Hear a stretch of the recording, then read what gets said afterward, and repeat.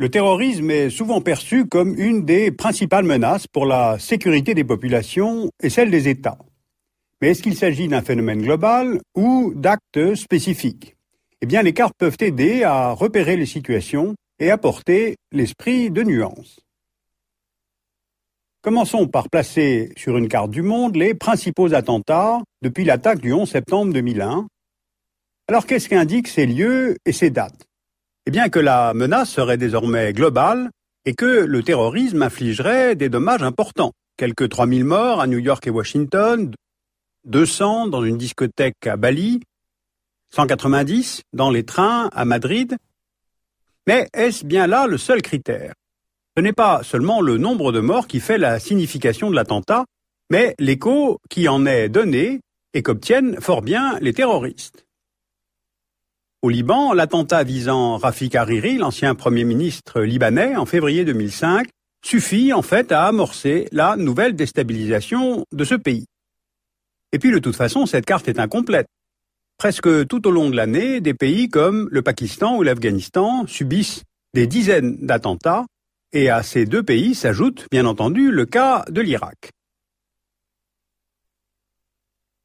Alors rappelons-nous, Londres et Washington ont justifié l'intervention en Irak par la présence supposée d'armes de destruction massive dans ce pays et par les liens supposés entre le régime irakien et Al-Qaïda. Il s'agissait de mettre en œuvre la Global War on Terror. Or, cette intervention a produit des effets exactement inverses aux objectifs recherchés.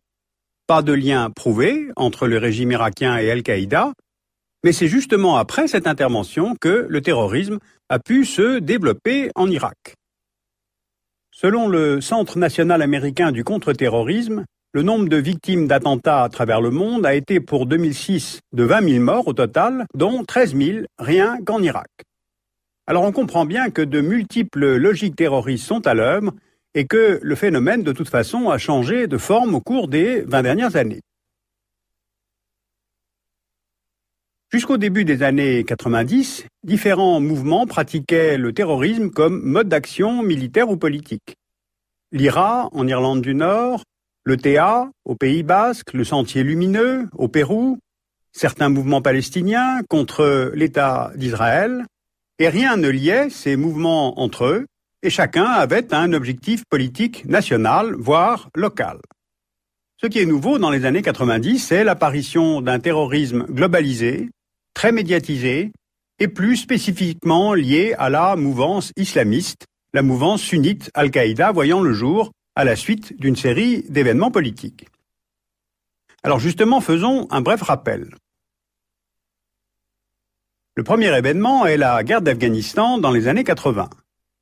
Ce pays est envahi fin 79 par les troupes soviétiques.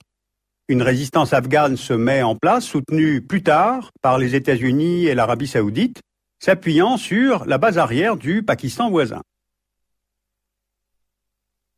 Cette résistance va être rejointe par des combattants venant des pays du Golfe et d'Égypte, notamment, où ils trouvent en Afghanistan l'occasion de mener un combat au nom de la défense de l'islam. C'est le djihad.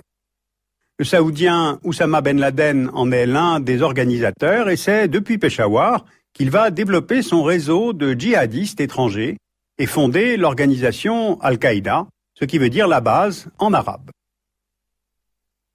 En fait, la contribution à la victoire contre les troupes soviétiques de ces combattants arabes est très faible, mais ils utilisent cette victoire comme s'ils en étaient les auteurs et rentrent dans leur pays d'origine pour continuer le combat. Le deuxième événement, c'est la multiplication dans les années 90 de conflits dans des régions dont les populations sont à majorité musulmane, comme en Bosnie, comme dans le Caucase ou encore au Cachemire. Autant de fronts où il convient d'importer le djihad, avec d'ailleurs des succès variables. En Tchétchénie, l'influence d'Al-Qaïda ne fera qu'accroître la répression de l'armée russe et sera finalement un désastre pour la cause tchétchène. Troisième événement, l'instauration d'un pouvoir fondamentaliste à Kaboul, avec le régime des talibans. Ben Laden s'allie avec ce régime en 1996 afin de donner une assise territoriale à son organisation. Les attentats de 1996 contre les intérêts américains en Arabie saoudite, contre les ambassades américaines en Tanzanie et au Kenya en 1998 sont attribués à Al-Qaïda et ils préfigurent les attentats du 11 septembre. Lorsque le gouvernement taliban est renversé en Afghanistan à l'automne 2001, Al-Qaïda se retrouve désorganisé, mais c'est justement l'ouverture d'un deuxième front en Irak en 2003 par les États-Unis qui va lui donner un autre théâtre d'action et d'entraînement. L'Irak est devenu depuis un théâtre d'opération pour les djihadistes venus d'Arabie Saoudite, de Syrie, de Libye, du Maghreb. Al-Qaïda est donc international par son recrutement, mais aussi par ses objectifs, à savoir imposer un régime islamiste du Maroc à l'Indonésie, avec des références au Dar el-Islam, cette terre de l'islam à l'époque où cette religion se diffuse depuis les premiers califes, puis sous les dynasties omeyyades et abbassides. Il s'agit de reconstituer ce califat unique des origines. Eh bien évidemment, cela n'a aucun sens aujourd'hui. Le monde musulman est fragmenté en deux grands courants, le sunnisme et le chiisme, eux-mêmes divisés en de multiples écoles. Il est divisé entre notamment les peuples, perses, arabes, turcs notamment, qui ne s'aiment pas beaucoup, divisé en États dont les chefs n'entendent nullement se départir de leur pouvoir. Alors Al-Qaïda peut justement jouer sur le ressentiment qui existe dans le monde musulman à l'égard des régimes en place, tous autoritaires et presque tous soutenus par la diplomatie américaine. Deux exemples. Les États-Unis sont l'allié de l'Égypte, dont le régime n'a pas connu d'alternance politique depuis 1981.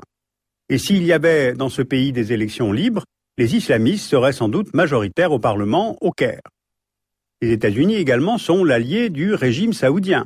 Et ils ont maintenu là une présence militaire importante après la guerre du Golfe en 1991, ce qui est vu comme un sacrilège par les islamistes, car l'Arabie saoudite abrite les lieux saints de l'islam, la Mecque et Médine. En résumé, Al-Qaïda a donc plusieurs cibles. Les régimes arabo-musulmans, autoritaires et laïques, les États-Unis, présents militairement en Afghanistan et en Irak, Israël, qui est vu comme un État illégitime, le Royaume-Uni, pour sa présence en Afghanistan et en Irak, la France, pour son soutien au régime algérien, sa présence en Afghanistan, ou encore la loi sur le voile, eh bien, cela fait tout de même beaucoup d'adversaires, et les cibles d'Al-Qaïda peuvent sembler d'autant plus globales que Ben Laden ou Al-Zawahiri font une utilisation intelligente d'Internet pour préparer et revendiquer les attentats. Sauf que Al-Qaïda n'est pas le commandement central, l'organisateur de toutes les opérations terroristes, et certains mouvements ont leur histoire propre. Par exemple, la branche Al-Qaïda pour le Maghreb islamique, créée en 2006, est le nouveau nom d'un groupe islamiste déjà existant, le GSPC. Ce groupe vise en priorité la France et les régimes maghrébins. Ensuite, on prête à Al-Qaïda bien plus d'attentats qu'il n'en prépare. Ainsi, les attentats de Londres en juillet 2005 ont été commis non pas par des étrangers, mais par des jeunes Britanniques bien intégrés et sans lien direct avec Al-Qaïda. Et puis enfin, plusieurs mouvements terroristes ont des objectifs locaux ou nationaux et non pas globaux. C'est le cas du Hamas dans la bande de Gaza, dont l'objectif est la lutte contre Israël et la conquête du pouvoir au sein du futur État palestinien. Au Liban, le Hezbollah est soutenu par l'Iran, il défend l'intérêt des chiites libanais et s'oppose à Israël.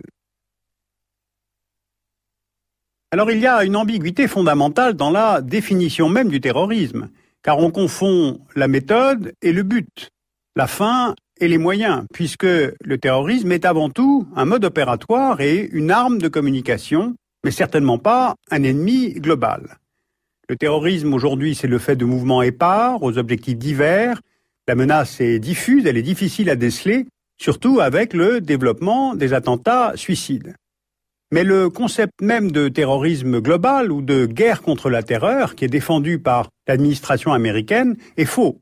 Cela se veut une idéologie mobilisatrice, mais c'est inadapté et comme pensée politique et comme stratégie militaire.